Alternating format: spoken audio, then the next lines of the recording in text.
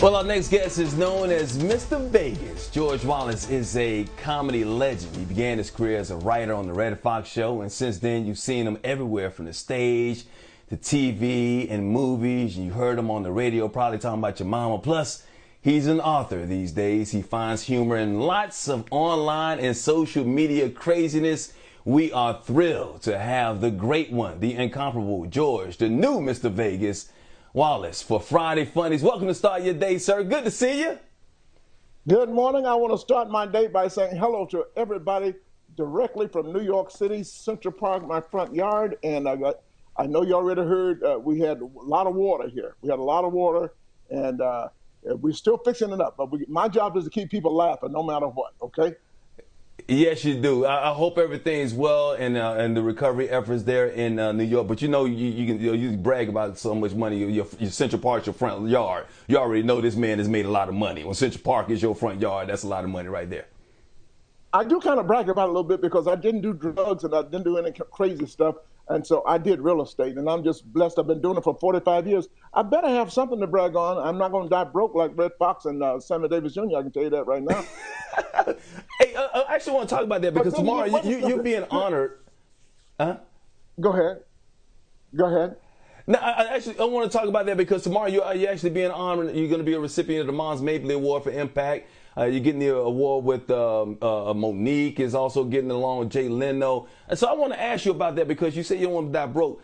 How have you been able to stay so relevant for so long, a headliner? I mean, consistently a headliner for so long throughout the years. What you got to do is just keep up with the news, know what's going on, and that's what I do every day. I wake up every morning. My job is to tell jokes, you know, and that's what I do every morning. Right now I'm dealing with, let's just take Hurricane Ida, okay? Hurricane Ida, all of these storms we get coming. I had told y'all 15 years ago when they start naming these storms after black people, look out, hell is coming. Katrina was a black name, right?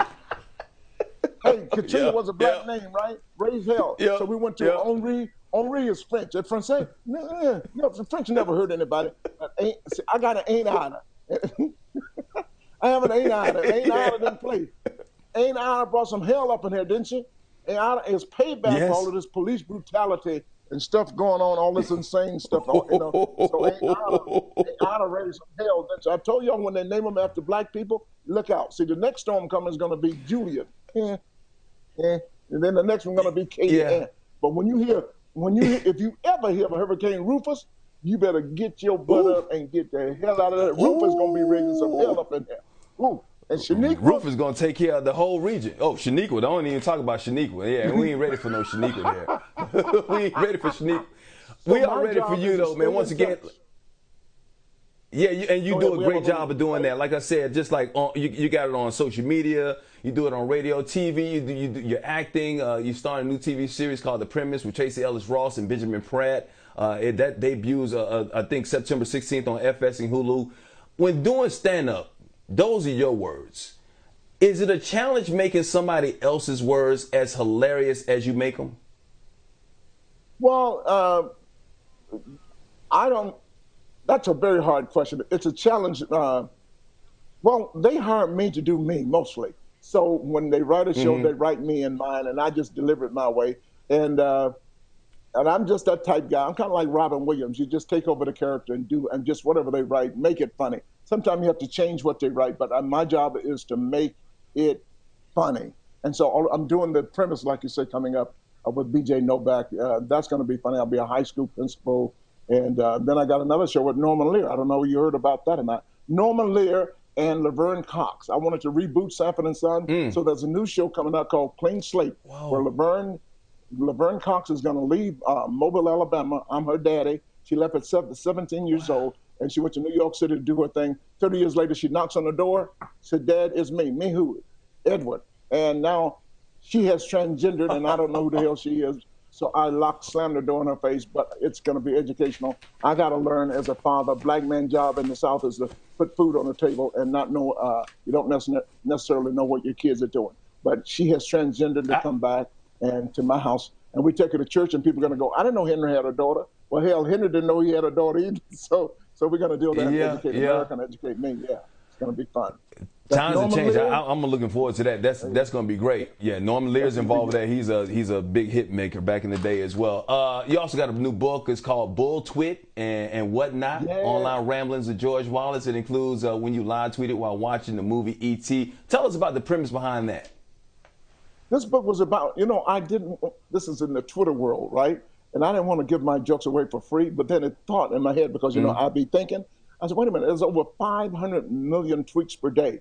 And some of these people will never see me live performing. I said, well, let me give it a shot. And sure enough, now I have friends all over the world talking about some little online droppings from my brain and whatnot. And I talk about everything about, even how poor I was growing up. We grew up, I never knew. We were so poor, we had television, we could only watch Sanford. We never knew there was a sun or anything like that. It was just like, we just poke, Yeah. When I was a kid, Sam and Dave, we never knew about, even when I got to Las Vegas, I never knew there was a Marie. We were poke, or we would listen to Donnie, never knew about the Pips, We knew about Gladys Knight, but we can only listen to Gladys Knight. Never knew You about can only the afford the Pips. Pips. Yeah, so we have all those crazy things in my mind. You didn't have happy days. You just had days, because there was no such thing as being happy when you poll. I understand that. I like that. You're good. You're writing the jokes. Let me write that down. That's pretty cool. You're writing that down. Well, you can have that one. You can have one. Hey, while you're doing that, I want to get you some trending topics real quick, man, because we've been talking about this Labor Day weekend, telling people not to fly, travel. People don't listen. Sometimes they're hard-headed. What if you got on a flight, and I know you're on planes all the time, what if you got on the flight and one of them fights broke out? Because you got a lot of fights that's happening over people not wanting to wear masks. Listen, man, I'm an extremist. I haven't been on a plane since I flew to New York, and that's about it. I believe in the social distancing.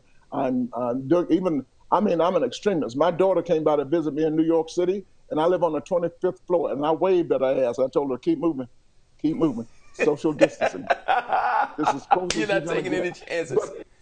I am, and what's happening today, and I've always said, I'm going to wait and see what happens after Labor Day, because there's a spike everywhere. I'm being very cautious and telling families. What my family did 4th of July, my daughter, she made 5 different tables. It was called pull up, pick up your ish, and leave. So she had 5 different tables with all individual food for everybody. So you drive to your table in my driveway, you drive to your table, and we all could speak to each other 6 feet apart, high, pick up your food and go back home and eat your food at home. So you got to be careful. See, families are letting go and protect yourself. Families are going crazy again and hugging and kissing.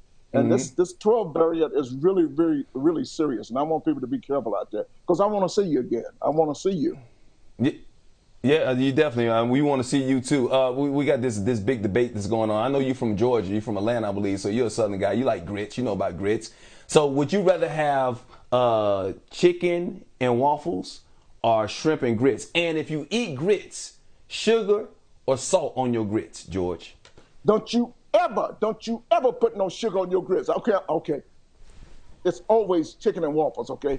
Chicken and waffles. That started in New York City, but it didn't catch on until it got to Los Angeles. Roscoe's. So I'm going to go with the chicken and waffles. And since the pandemic, I'm eating a lot of strange combinations myself, my friend. I'm eating Doritos and donuts. I'm eating chicken and Cheerios. I'm eating a lot of peanut butter and potato salad. So all of these food combinations. I am from the South. I'm really country, so I love these good foods you're talking about. Go ahead. Yeah, you are a legend once again. Hey, man, I got to ask you this question, because Damon Wayans, you heard of the Verzuz battles. I mean, usually it's the singers and the producers going against each other. Damon Wayans recently came out and said he wanted to battle against Dave Chappelle. You're a legend. If you could pick another comedian that you could do a Verzuz battle comedy style against, who would it be? Kevin Hart. Ooh, okay. You want to look Kevin Hart? It's just smart marketing what Damon did. People say he's crazy. Dave Chappelle will kill him. Well, not necessarily in a competition, because you got to come up with jokes and snap quick. And Dave is the greatest out there at what he does. They both are great, and it would be fun. But you just think about it. Got people talking, right?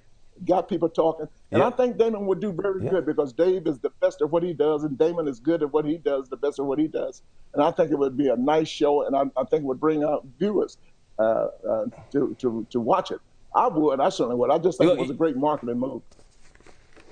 That is a great market maker because some people are stupid. We know how some people can be so stupid, so dumb and stuff like that. And I appreciate you. I appreciate you because you went 10 minutes and you didn't say one thing about my mama, George. I appreciate that from the bottom of my heart. Thank you, man.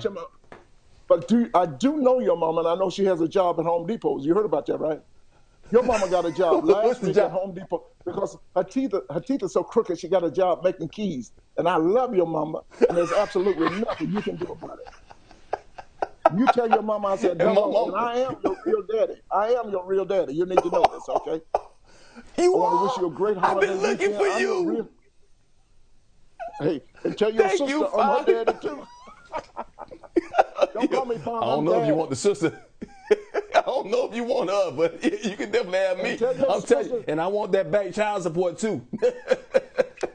But tell your sister, don't bring those badass kids over to the house this weekend, okay? I don't want them kids in my house. Last time she came over, she had 6 kids, and I heard she had 2 more. Don't you bring your kids over to my house. Nope. They coming to Daddy's house. They gonna spend some time with Papa these days. That's what's gonna happen. Papa. They ain't coming to my house no more. That's why I said you don't wanna claim her. George Wallace, man, it's an absolute pleasure having you on. Please come back and see us sometime on Start Your Day and on BNC, man. We love you, and keep doing your thing, man. Thank you for joining us on Friday Funnies. Black News Channel, I love you. There's absolutely nothing you can do about it because my love for you does not require your permission. See ya.